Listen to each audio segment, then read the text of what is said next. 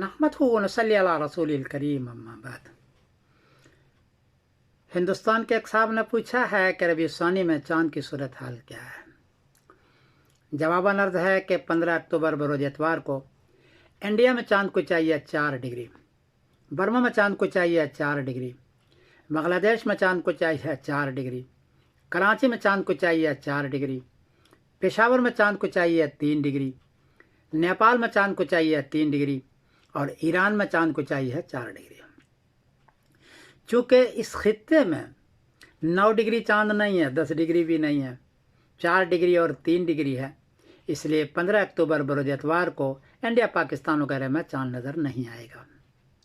16 اکتوبر بروز پیر کو انڈیا میں چاند کو چاہیے ہے 12 ڈگری، برما میں چاند کو چاہیے 13 ڈگری، بنگلہ دیش میں چاند کو چاہیے 11 ڈگری، کراچی میں چاند کو چاہیے 11 ڈگری، پشاور میں چاند کو چاہیے 8 ڈگری، نیپال میں چاند کو چاہیے 10 ڈگری اور ایران میں چاند کو چاہیے 11 ڈگری۔ چونکہ 16 اکتوبر بروز پیر کو اس خطے میں چاند کو چاہیے 10 ڈگری سے زیادہ ہے، 12 ڈگری ہے، 11 ڈگری ہے، اس لیے 16 اکتوبر بروز پیر کو چاند نظر آئے گا اور 17 اکتوبر بروز منگل کو ربیع الثانی کی پہلی تاریخ ہوگی اس خطے میں۔ تو 16 اکتوبر بروز پیر کو نظر آئے گا، 17 اکتوبر بروز منگل کو ربیع الثانی کی پہلی تاریخ ہوگی انشاءاللہ العزیز، ایسا ہی ہوگا انشاءاللہ۔